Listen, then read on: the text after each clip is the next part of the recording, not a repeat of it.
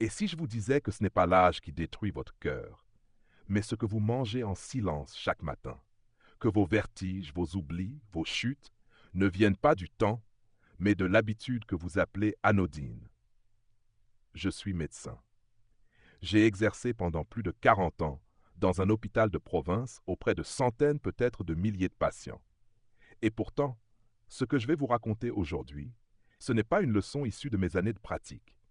C'est l'histoire d'un jour précis, celui où moi, le médecin, je suis devenu le patient.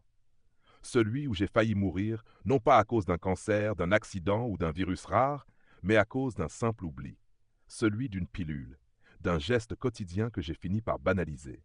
Ce jour-là, il n'y a pas eu de douleur, pas de malaise classique, pas de vertige. Seulement une sensation étrange, une absence. Comme si quelque chose s'était arrêté d'un coup à l'intérieur de moi. J'étais dans ma bibliothèque, entouré de livres de médecine, de souvenirs de carrière, de diplômes, tout ce qui m'avait construit. Et soudain, plus rien. Un noir profond, un silence brutal. Quand j'ai rouvert les yeux, j'étais allongé sur un lit, perfusé, masqué, sous surveillance. Je reconnaissais la pièce. J'y avais soigné tant de patients. C'était mon ancien service de cardiologie, là où j'avais dirigé des dizaines d'urgences, guidé des jeunes internes, rassuré des familles. Mais cette fois, c'était moi, le vieil homme allongé, celui dont la vie ne tenait plus qu'à un fil. J'ai appris ce jour-là, à 68 ans, ce que je n'avais jamais appris en tant que médecin. Le corps ne prévient pas toujours, et que même les plus disciplinés d'entre nous peuvent tomber dans le piège du quotidien, dans la négligence silencieuse, dans la confiance aveugle qu'on donne à ses habitudes. J'avais arrêté mon traitement antihypertenseur depuis quelques jours. Rien de dramatique, pensais-je. Mon tension était stable. Je me sentais bien. Pourquoi continuer, n'est-ce pas? Après tout, je connaissais tout du fonctionnement cardiovasculaire. Mais j'avais oublié l'essentiel. Le corps n'oublie pas. Il encaisse. Il compense. Jusqu'au moment où il ne peut plus. Ce qui m'a fait le plus mal, ce n'est pas le malaise. C'est la honte. La honte d'avoir commis l'erreur même que je dénonçais à mes patients depuis des décennies. J'ai repensé à toutes les fois où j'avais haussé le ton en consultation. Vous avez arrêté le traitement? Mais pourquoi? Et voilà que moi-même, je venais de faire ce que je leur avais toujours interdit. Mais vous savez ce qui est encore plus dangereux que l'hypertension. C'est la confiance en soi à un âge où il ne faut plus faire semblant. C'est croire qu'on peut improviser, qu'on peut écouter son corps comme si ça suffisait. Non, ce n'est pas suffisant. Ce qui sauve, ce ne sont pas les intuitions, ce sont les gestes simples et répétés, chaque jour sans exception. Je me suis réveillé changé, pas seulement affaibli, éveillé. Ce jour-là, j'ai décidé de ne plus me taire, d'utiliser ce qu'il me reste de souffle, de mémoire, de vie, pour parler, pour prévenir, pour partager ce que j'aurais aimé comprendre avant qu'il ne soit presque trop tard. Car vous qui m'écoutez, que vous soyez malade chronique, retraité actif, grand-père discret ou simplement curieux, je vous le dis avec la gravité d'un homme qui a vu trop de visages pâlir sur des lits d'hôpital. La plupart des drames chez les personnes âgées ne sont pas des surprises. Ce sont des conséquences. Des conséquences d'un oubli, d'un geste repoussé à demain, d'un ce n'est pas grave. Des conséquences d'une fatigue qu'on ne veut pas montrer, d'une tension qu'on ne mesure plus, d'un traitement qu'on modifie seul. Et chaque conséquence, chaque chute, chaque AVC silencieux commence par une toute petite décision, celle de négliger ce qui paraît insignifiant. Alors aujourd'hui, je ne suis plus en blouse blanche, mais je suis toujours médecin, et je ne veux pas que mon histoire devienne la vôtre. Voilà pourquoi je commence cette série de partages, non pas pour enseigner, mais pour transmettre, pour vous offrir, comme un vieux carnet de bord, ce que j'ai appris trop tard. Avant de continuer, je vous invite à vous abonner à cette chaîne. Cela me permettra de continuer à vous proposer des contenus utiles, sincères, fondés sur une vie de pratique et un vécu réel. Et surtout, cela m'encouragera à transmettre plus encore, tant que ma voix me le permet. Maintenant, permettez-moi de vous poser une question, toute simple en apparence, mais fondamentale. Selon vous, qu'est-ce qui tue le plus de personnes âgées chaque année? A. Les maladies graves, comme le cancer ou les infarctus. B. Les petits oublis répétés, comme ne pas prendre son traitement ou ne pas mesurer sa tension. Écrivez votre réponse dans les commentaires, A ou B. Et surtout, restez avec moi, parce que la suite pourrait bien changer votre manière de vieillir. Depuis que je suis à la retraite, je me rends compte que le plus grand danger pour les personnes âgées ne se cache pas dans les chiffres effrayants d'un examen, ni dans les diagnostics redoutés. Il réside bien souvent dans ce que l'on oublie, ce que l'on banalise, ce que l'on minimise au quotidien. Après plus de 40 années à écouter les battements de cœur des autres, c'est le mien qui m'a rappelé brutalement que les plus grandes erreurs sont souvent les plus silencieuses. Depuis ma chute, j'ai pris le temps de revoir ma vie avec un regard que je n'avais jamais vraiment eu auparavant, celui de l'humilité. J'ai compris que ce qui m'a mené jusqu'à ce lit d'hôpital, ce n'était pas une crise inattendue, mais un enchaînement de petites fautes, des erreurs presque invisibles, que beaucoup d'entre nous commettent chaque jour sans même s'en rendre compte. La première erreur, je la vois partout autour de moi. Arrêter un traitement quand on se sent mieux. C'est si humain. On prend ses médicaments, on va mieux, on croit que le danger est passé. Alors on saute un jour, puis deux. Et très vite, on ne voit plus l'intérêt de continuer. Mais ce que l'on oublie, c'est que l'effet du médicament ne guérit pas, il équilibre. Ce n'est pas une réparation, c'est une béquille.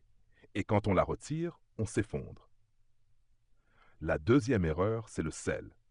Pas celui que l'on met volontairement sur les aliments, mais celui qui se cache partout, dans les sauces, les soupes toutes prêtes, le pain, les fromages, les plats industriels.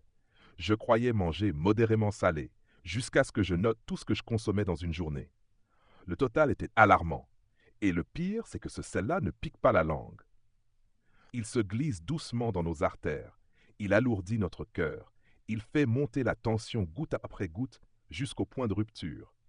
J'ai vu des patients me jurer qu'ils ne salaient jamais leur nourriture, mais qui mangeaient tous les jours du jambon, du fromage à pâte dure, des bouillons en cubes. Le sel est un poison discret. Il n'a pas besoin d'être fort pour être fatal. Et plus on vieillit, plus il agit vite, car nos reins, notre cœur, nos vaisseaux n'ont plus la même capacité à compenser. Troisième erreur, ne pas mesurer sa tension régulièrement. Cela paraît secondaire, mais c'est fondamental. On croit qu'on va bien, on se sent normal, mais la tension, elle, peut grimper sans bruit. C'est comme remplir une bassine d'eau sans surveillance. Un jour, elle déborde, et ce jour-là, il est trop tard. J'ai appris à considérer la prise de tension comme un rendez-vous avec moi-même. Ce n'est pas un acte médical, c'est un acte de lucidité. C'est le seul moyen de savoir, objectivement, où en est mon cœur. Quatrième erreur, le silence émotionnel. Chez les personnes âgées, la douleur ne vient pas toujours du corps. Elle naît souvent du cœur, pas celui qu'on ausculte, mais celui qui ressent.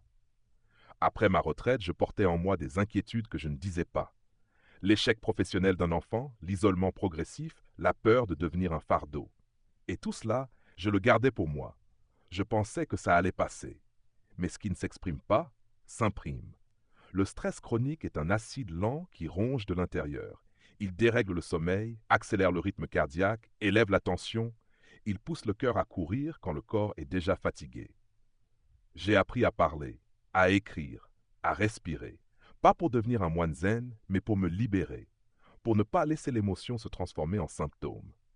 Cinquième erreur, le manque de mouvement. L'inactivité est un piège terrible. On croit se reposer, on croit ménager son cœur. Mais en réalité, on l'abandonne. Un corps qui ne bouge pas est un corps qui s'éteint doucement. Le sang circule moins, les muscles fondent, la pression monte, et chaque jour passé sans bouger devient une brique posée sur la poitrine. On ne demande pas à une personne âgée de courir un marathon, on lui demande de ne pas rester immobile. Se lever toutes les 30 minutes, faire quelques pas, étirer les bras, monter 2 marches, cela suffit. Ce sont les petits mouvements qui gardent la machine vivante. Sixième erreur, le café et l'alcool pris à la légère. J'adorais mon café du matin et le petit verre de vin le soir après le dîner. Ça détend, me disait-on. Mais avec l'âge, si détend l'esprit peut agresser le cœur. La caféine excite. L'alcool perturbe le sommeil, la tension, la fonction hépatique. Et le corps âgé ne sait plus gérer ces substances comme avant. 2 tasses, c'est peut-être déjà trop. 2 verres, un poison. Le plaisir d'un goût ne vaut pas le risque d'un AVC. Et enfin, la septième erreur, la plus insidieuse, ne pas oser parler à son médecin. On minimise. On dit « ce n'est rien ». On cache un essoufflement, une fatigue, un étourdissement. On change son traitement tout seul, parce qu'on a lu quelque chose sur Internet ou parce qu'un voisin a dit que lui aussi prenait ça. C'est une erreur grave, parce que chaque traitement est une alchimie fragile. Et chaque symptôme est un message. Le médecin ne juge pas, il écoute. Mais pour écouter, il faut que vous disiez. Et pour dire, il faut vous faire confiance. Je suis médecin, j'ai été le patient. Et aujourd'hui, je suis celui qui vous tend la main. Toutes ces erreurs, je les ai vues chez les autres. Et je les ai faites moi-même. Ce ne sont pas des fautes morales, ce sont des oublis humains, des automatismes qu'il faut déconstruire, des illusions qu'il faut briser avec douceur. Vieillir, ce n'est pas devenir fragile, c'est apprendre à faire attention à ce qui ne fait plus de bruit. C'est pas une défaite, c'est un autre style de combat. Et chaque geste juste est une victoire. Une victoire sur l'invisible, une victoire sur la négligence, une victoire sur le temps lui-même. Aujourd'hui, j'ai 64 ans et je me sens vivant non pas parce que je suis en bonne santé, mais parce que j'ai décidé d'être attentif à ma santé. Et si vous m'avez écouté jusqu'ici, c'est peut-être que vous aussi, vous sentez qu'il est temps de regarder autrement votre tension, vos gestes, vos silences, vos habitudes. Il n'est jamais trop tard. Il est juste temps. À mon âge, ce qui me reste de plus précieux, ce n'est ni la mémoire de mes années d'hôpital, ni les titres encadrés accrochés au mur de mon bureau. C'est l'attention que je porte chaque matin à ce que mon corps me murmure. Car s'il y a bien une chose que j'ai comprise après avoir frôlé la mort à cause d'une hypertension négligée, c'est ceci. Le corps parle avant de crier. Je me souviens du jour où j'ai décidé de ne plus attendre que les symptômes apparaissent pour agir. Ce fut après mon hospitalisation, une fois rentré chez moi. J'étais debout, dans ma salle de bain, tenant un tensiomètre dans la main. Cet appareil que je recommandais à tous mes patients et que je n'avais jamais pris le temps d'utiliser pour moi-même. Ce matin-là, j'ai mesuré ma tension pour moi, pas pour remplir un dossier, pas pour prescrire quelque chose, mais pour m'écouter. Et depuis, je le fais chaque jour, non pas par peur, mais par conscience. Je crois que chaque personne âgée devrait avoir un tensiomètre à domicile, et mieux encore, apprendre à s'en servir avec rigueur. Car la tension artérielle ne se devine pas, elle ne se voit pas sur le visage, elle ne se ressent pas toujours. Elle évolue dans l'ombre, parfois pendant des années, jusqu'à ce qu'un événement dramatique la révèle. AVC, insuffisance cardiaque, embolie, rupture d'anévrisme. Et je ne parle pas ici de cas rares, mais de milliers de vies brisées chaque année, pour un chiffre qui aurait pu être lu, surveillé, stabilisé. Prendre sa tension tous les matins, à heure fixe, dans le calme, avant même le petit déjeuner, est devenu pour moi un rituel de santé. Je le fais comme on ouvre les volets, pour faire entrer la lumière sur ce qui se passe à l'intérieur. Ce geste m'a permis de comprendre combien ma tension variait en fonction de mes émotions, de ma fatigue, de la qualité de mon sommeil, de ce que j'avais mangé la veille au soir. C'est un thermomètre du stress invisible. Il est fréquent que les patients me disent « Mais docteur, je ne veux pas devenir obsédé par les chiffres. » Et je leur réponds toujours ceci, ce n'est pas une obsession, c'est une connaissance de soi. Vous ne contrôlez pas ce que vous ignorez. Et plus vous avancez en âge, plus les marges d'erreur deviennent dangereuses. Ce suivi régulier m'a également permis de mieux communiquer avec mon médecin traitant. Lors de mes visites, je ne venais plus les mains vides. J'apportais un carnet, avec des mesures précises, datées, notées chaque matin. Et cela change tout. Cela permet au médecin d'adapter le traitement avec finesse, d'éviter le surdosage, de repérer les tendances, de prévenir au lieu de guérir. C'est là que j'ai compris que le patient qui note, qui observe, qui participe à son suivi médical devient acteur de sa santé, et non plus seulement objet de soins. Il ne s'agit pas ici de devenir paranoïaque, mais de vivre avec conscience, d'habiter pleinement son âge, son rythme, sa physiologie. Le suivi de l'attention est une forme d'écoute intérieure. C'est comme écouter la météo de son propre système circulatoire, savoir s'il fait calme ou s'il y a tempête au loin. Et comme pour la météo, plus vous êtes informé tôt, plus vous pouvez vous préparer. Au fil du temps, j'ai appris à reconnaître certains signaux subtils mais récurrent. Ce mal de tête léger mais persistant en fin de journée, cette nuque raide sans raison, cette sensation de chaleur dans les tempes. Autant de petits signes avant-coureurs que je n'avais jamais pris au sérieux, que je mettais sur le compte de l'âge, de la fatigue ou du stress. Mais maintenant, je les relie à mes chiffres du matin. Et je peux agir, diminuer le sel, me reposer davantage, ajuster une dose si nécessaire, avec avis médical bien sûr. C'est cette régularité qui crée la sécurité. J'insiste aussi sur un autre point essentiel. N'attendez pas que le médecin vous impose un suivi. Prenez l'initiative. Il y a une dignité immense à se prendre en main, même à 70, 80 ou 90 ans. Ce n'est pas parce qu'on vieillit qu'on doit céder le pouvoir sur sa santé. Bien au contraire. Vieillir, c'est aussi devenir son propre gardien, son propre allié. Et puis, il y a une autre chose que peu osent dire, mais que je veux vous confier ici. Prendre sa tension chaque matin, c'est aussi un rendez-vous avec soi. Une façon de se dire « je suis encore là et je m'en occupe ».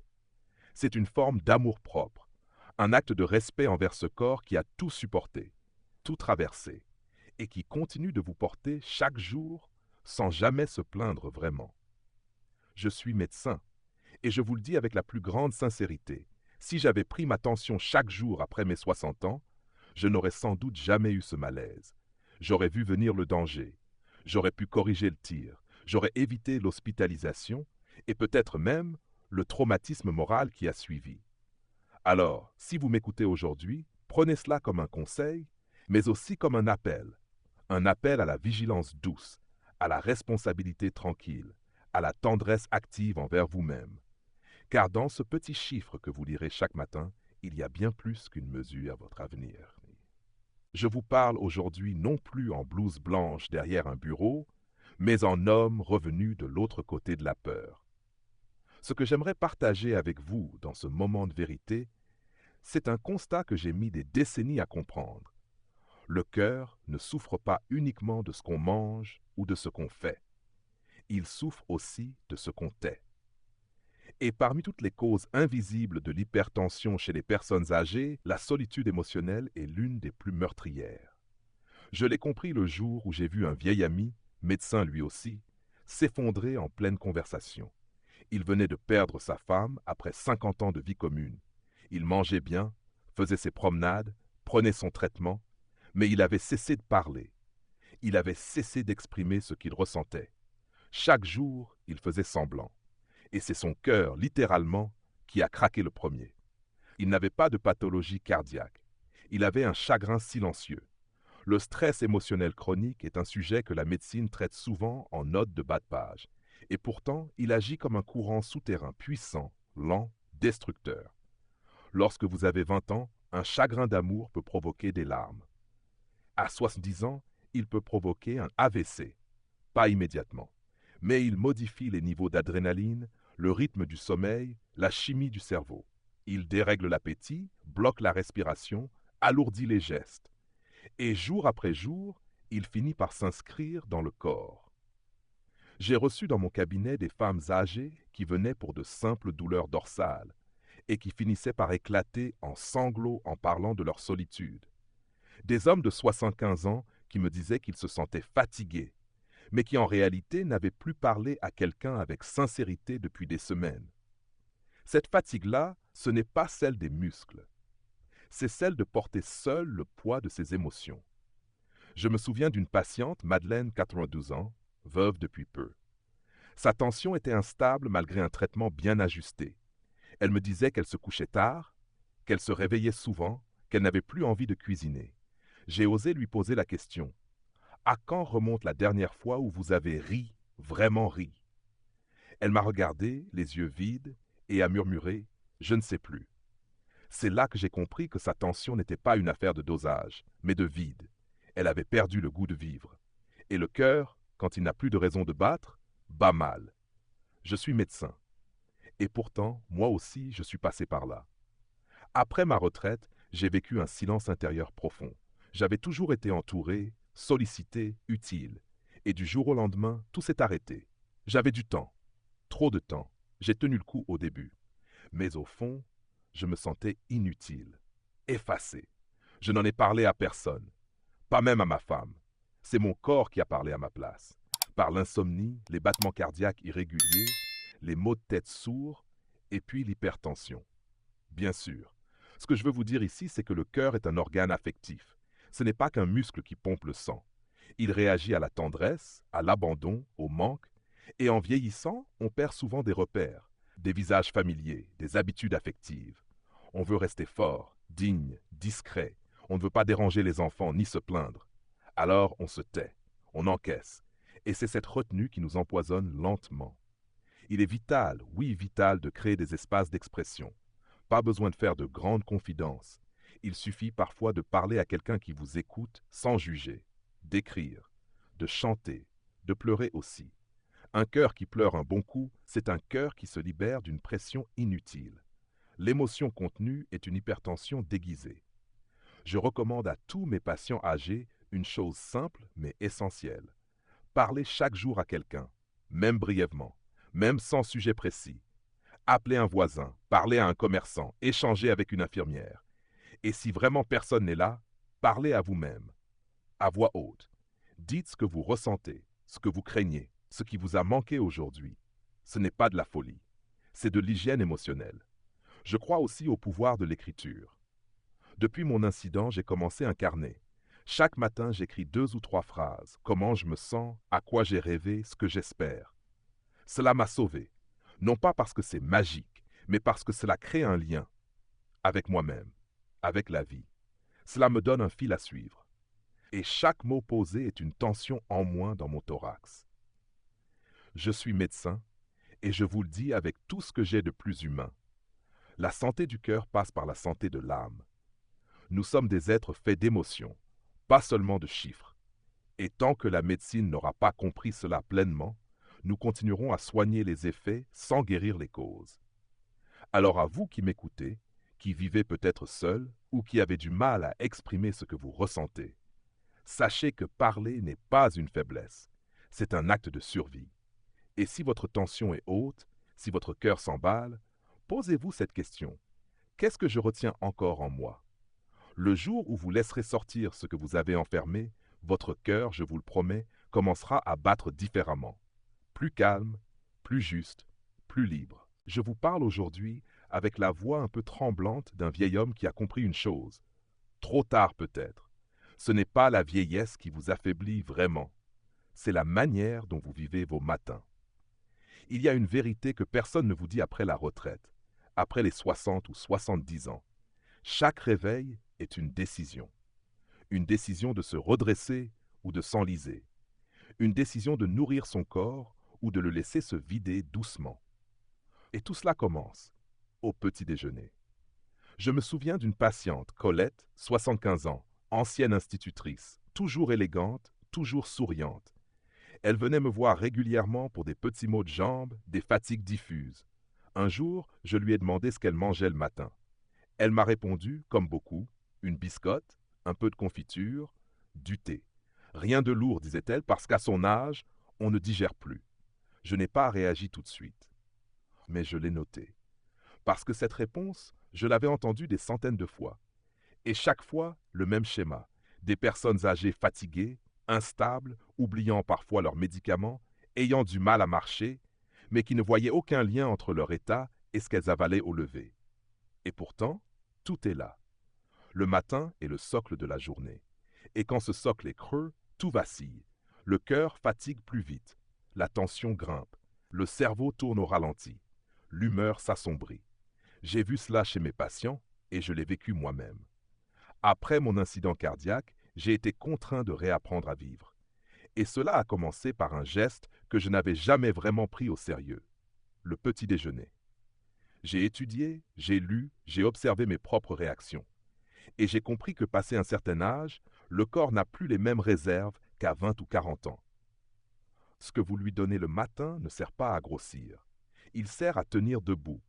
Il nourrit vos muscles, vos cellules nerveuses, vos neurones. Il stabilise votre glycémie, il évite les chutes, il alimente votre mémoire. J'ai commencé à manger 2 œufs le matin, parfois à la coque, parfois durs, avec un peu d'avocat, quelques noix, un morceau de fromage et surtout pas de sucre rapide. Le sucre, je l'ai réduit à presque rien. Le pain blanc, les viennoiseries, les céréales industrielles, je les ai laissés aux publicités. Et savez-vous ce que j'ai observé? En quelques semaines, ma concentration s'est améliorée. Mes jambes étaient plus solides.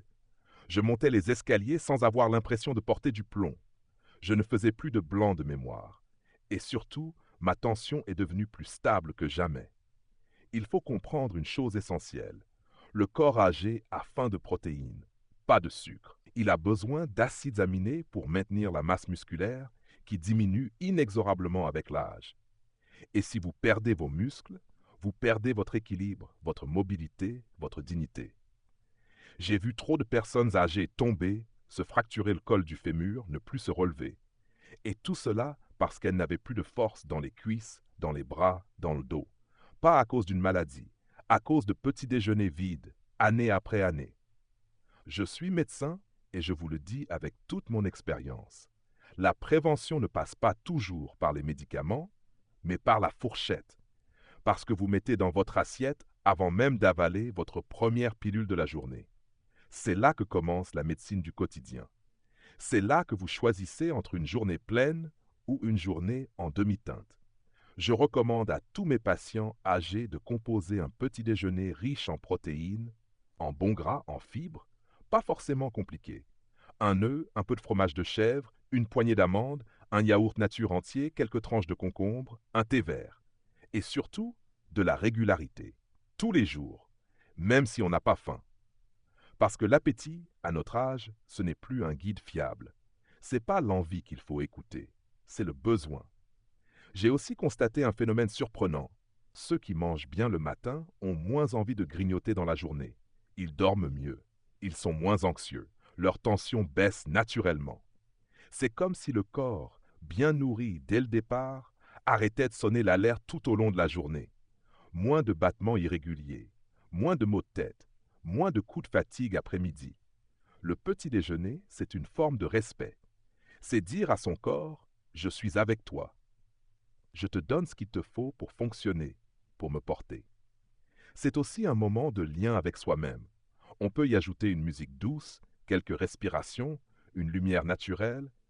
Ce n'est pas seulement manger, c'est s'ancrer dans la vie. Je suis médecin, et je vous dis cela non pas pour vous culpabiliser, mais pour vous éveiller.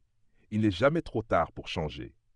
J'ai vu des hommes de 80 ans reprendre de la masse musculaire, des femmes de 85 ans retrouver leur équilibre, des patients hypertendus redevenir stables, simplement en changeant leur premier repas de la journée. Ce ne sont pas des miracles, ce sont des habitudes.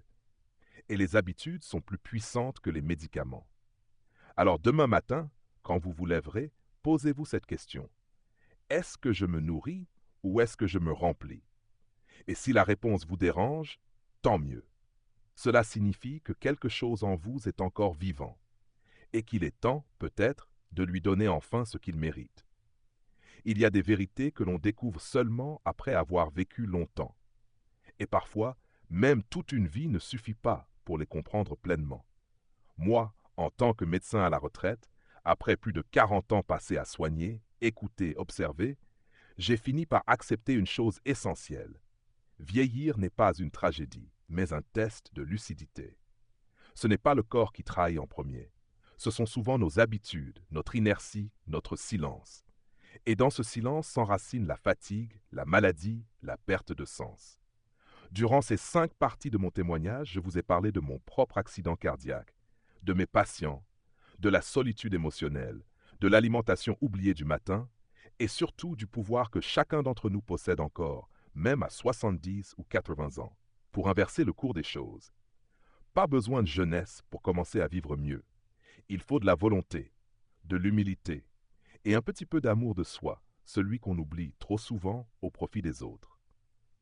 J'ai vu trop d'hommes et de femmes abandonner sans le dire, arrêter de s'écouter, de s'ancrer dans la réalité de leur corps. J'en ai vu d'autres, au contraire, renaître, simplement en reprenant le contrôle de leurs gestes quotidiens. Manger autrement, parler davantage, marcher même 10 minutes par jour, dire ce qu'ils n'avaient jamais osé dire. Ce ne sont pas de grandes révolutions, ce sont des micro-décisions. Et ces décisions, vous pouvez les prendre aujourd'hui. Je ne suis plus jeune, Mais je refuse de rester assis à regarder les autres vieillir sans comprendre. C'est pourquoi j'ai voulu partager tout cela avec vous, parce que je crois que la connaissance, quand elle est vécue, a le devoir d'être transmise. Et si une seule personne, après m'avoir écouté, change ne serait-ce qu'une habitude, alors tous ces mots n'auront pas été vains. Ce que j'aimerais que vous reteniez, c'est ceci. Vous n'êtes pas condamné à vous affaiblir avec l'âge. Vous êtes appelé à devenir plus conscient. Le vieillissement est une invitation à s'occuper enfin de ce qu'on avait négligé. Le corps, l'âme, l'attention, les liens. Chaque douleur est un message. Chaque oubli est un signal.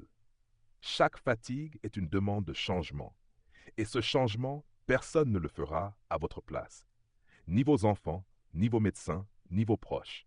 Il commence le matin, dans l'assiette, dans le regard qu'on se porte dans le miroir, dans le pas qu'on fait dehors même quand il fait gris, dans la parole qu'on ose adresser à quelqu'un, dans la main qu'on tend, dans le souvenir qu'on transforme en histoire.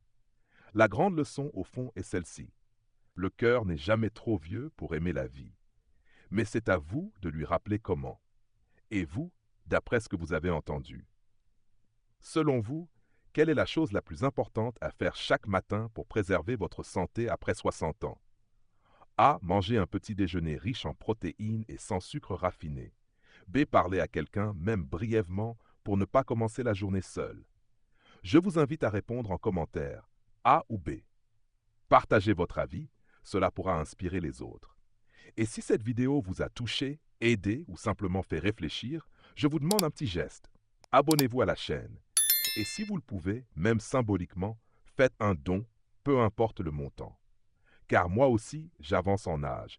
Et pourtant, je choisis de consacrer mon énergie à créer ces contenus pour vous, pour nous tous. Et chaque soutien, petit ou grand, me donne la force de continuer à transmettre ce que la vie m'a appris. Merci de tout cœur.